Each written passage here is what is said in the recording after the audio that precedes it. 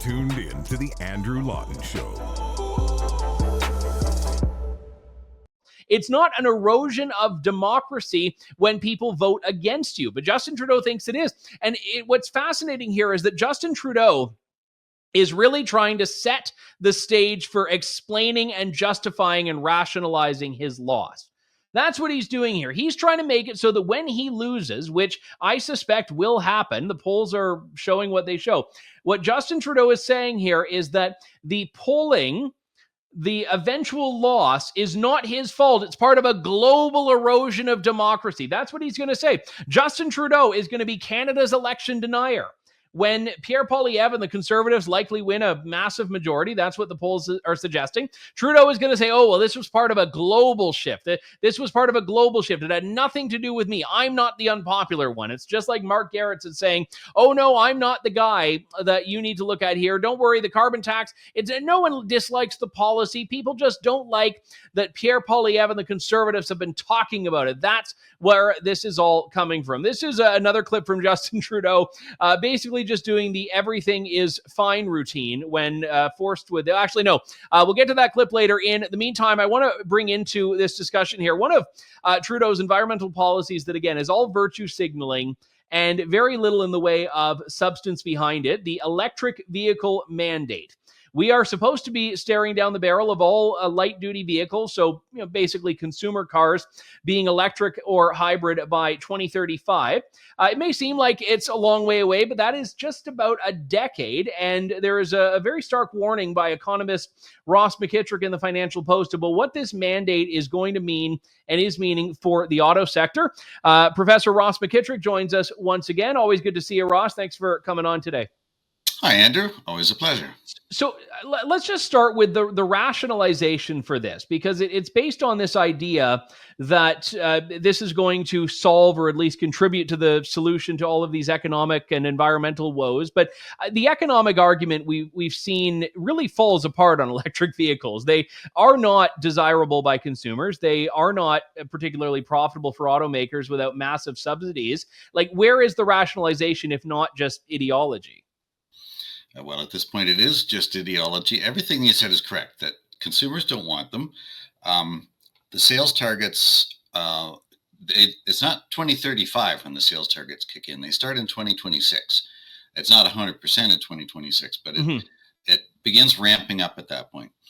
British Columbia and Quebec are currently in compliance with the 2026 level, but they spend a fortune on subsidies for their consumers. The rest of the country, we're not seeing EVs move off the lot in enough number.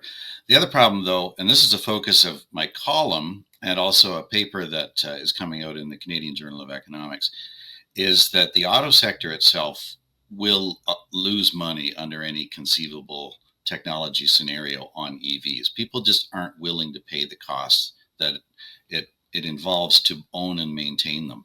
Yes, there are some cheap EVs. You can buy some cheap EVs and costs are coming down for some makers.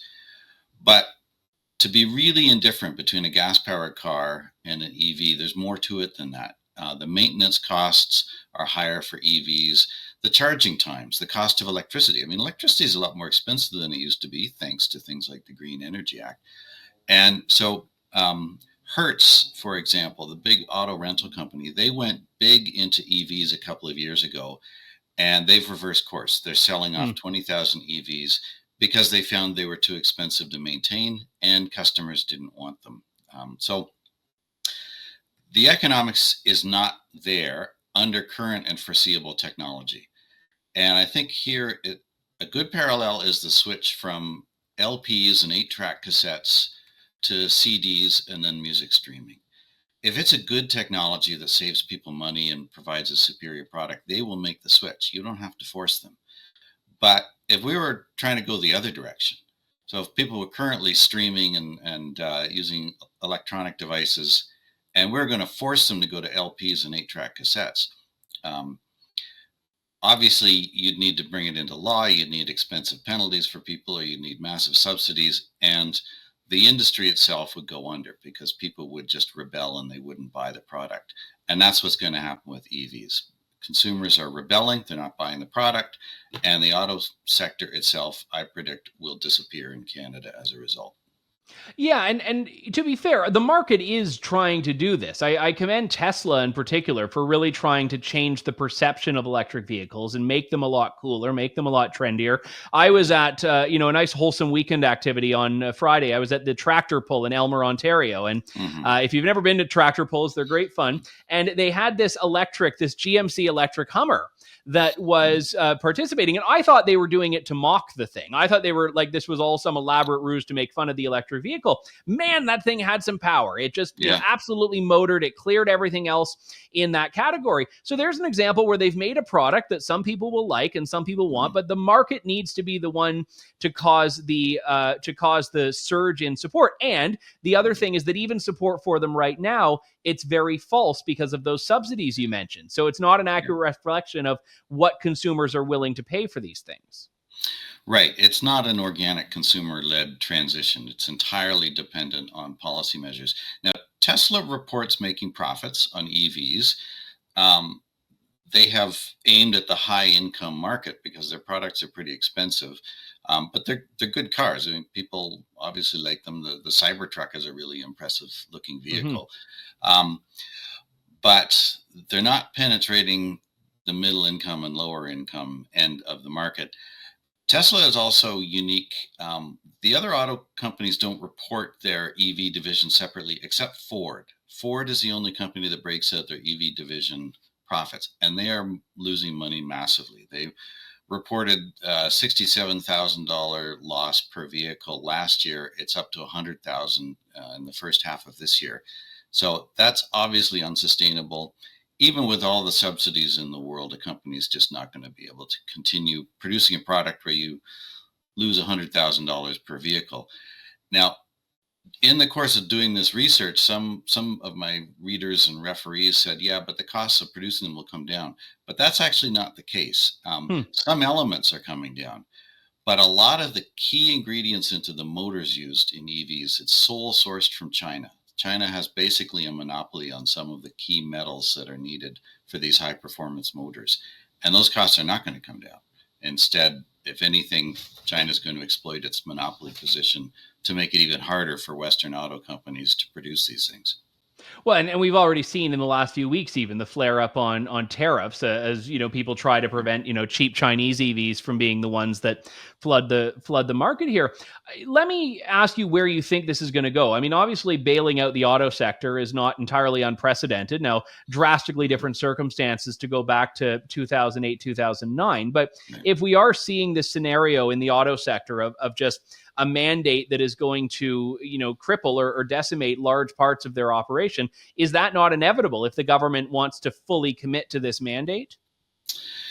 Yeah, in the paper that I've published, I did computations based first on an assumption maybe we get to full cost parity by 2035, but if not, maybe we'll get there by 2050.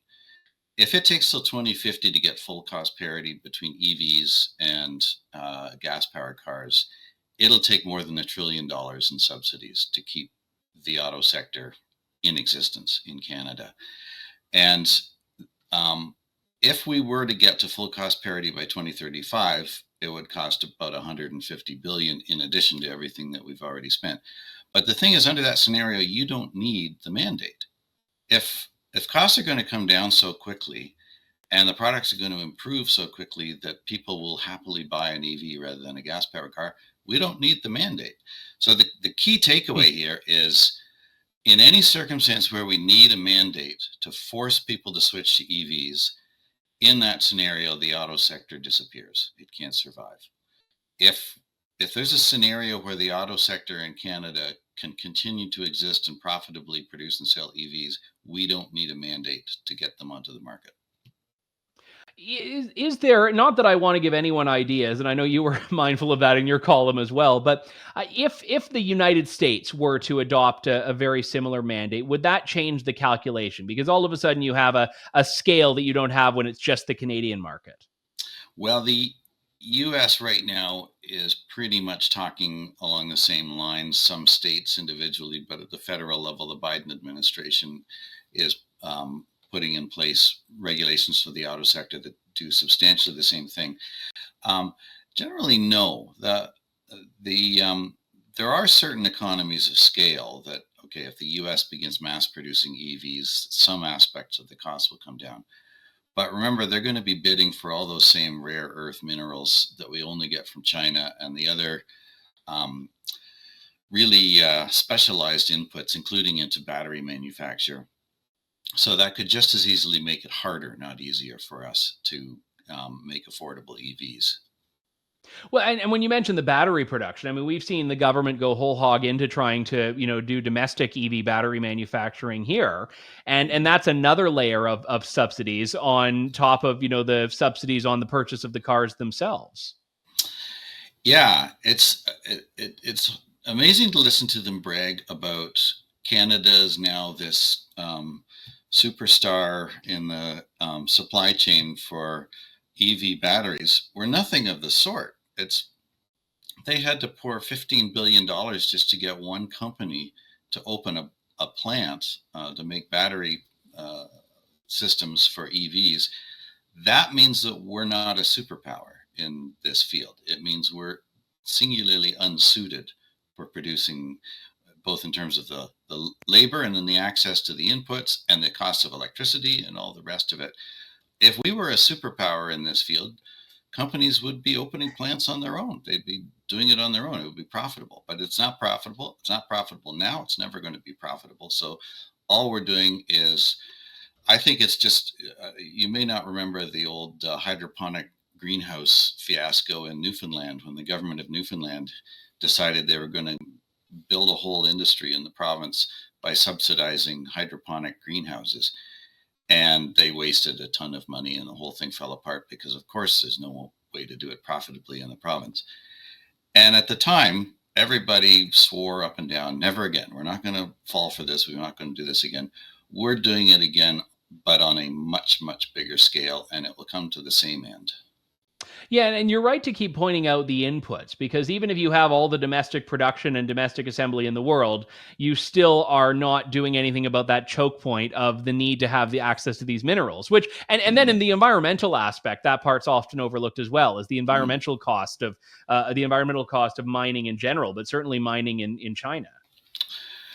Right, and so with this this new push to put big tariffs on EVs, and this is kind of one of these ironies about the government. So in one office down the corridor, they're putting this rule in that says everybody's got to buy an EV, and then 2 doors down the corridor, they're alarmed at the fact that there are too many cheap EVs coming from China, so we're going to throw on heavy tariffs to try to stop them.